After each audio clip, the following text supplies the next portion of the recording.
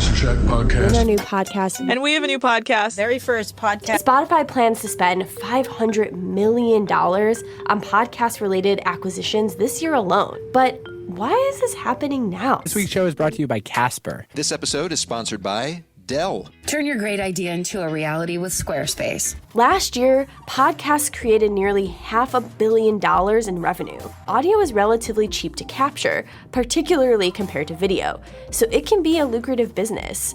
Media companies and individual creators can try out podcasts without risking a ton of cash, and they can publish their shows in the same places that major publishers do.